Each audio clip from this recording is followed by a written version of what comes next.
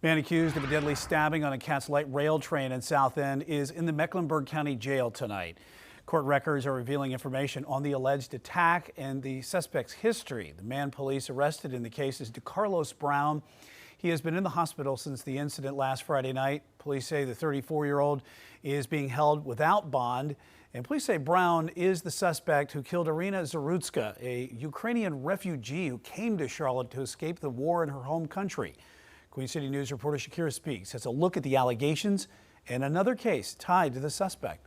Investigators say DeCarlos Brown and 23-year-old Irina Zarutska had never met before they were on the same light rail car on August 22nd. Police who viewed the train car surveillance video say Zarutska got on the train and sat directly in front of Brown. Documents show there was no apparent interaction between the two. Investigators say 4.5 minutes later, Brown pulled a knife from his pocket and unfolded it, stood up, and stabbed Zarutska 3 times in the neck, leading to her death. Officers took Brown to the hospital for a hand laceration, and records list him as homeless. They also detail years of criminal charges, including an incident last January where he allegedly made repeated calls to 911. Brown reportedly told responding officers he believed, quote, someone gave him material that controlled when he ate, walked, and talked. Documents show officers told Brown they could not help him, but that he called the emergency number again while they were still on scene. They charged him with misuse of 911.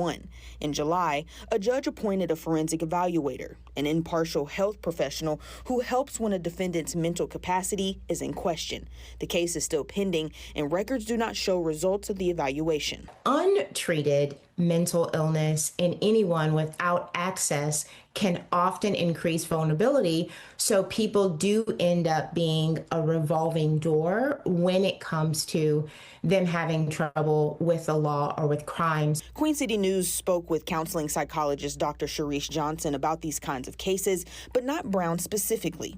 Johnson says there's no direct link between homelessness and mental health. The doctor adds there are CMPD officers trained to support people who are struggling with some type of mental health episode. The thing that we can do is say, hey, I'm here and I'm observing something. I suspect that this might be an individual who has a mental health challenge, so please keep that in mind. And CMPD is qualified, and there's also crisis agencies on the ground that can come to the scene. Michael Tabman was a police officer for almost 4 years before becoming an FBI special agent. Tabman says he's had numerous interactions with homeless people and some experiencing mental episodes. The homeless person, the person with mental illness, their intent was not to start a crime, commit a crime, start a problem. It was just self-preservation. But unfortunately, this is what it rolls into. So we either have to arrest them, or at the time, with cause, we would bring them in to a mental health facility. Tabman also says it's best to call police and give them details of the mental health episode beforehand. It could save someone's life. It's sad that a mental illness has led to... Tabman also says it's best to call police and give them details of the mental health episode beforehand. It could save someone's life. This potential confrontation, but the officers do have a right and obligation to protect themselves and get home at night, mental illness or not.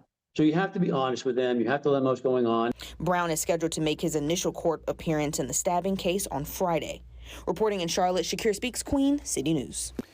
Queen City News Plus. Just search Queen City News on your smart TV's app store.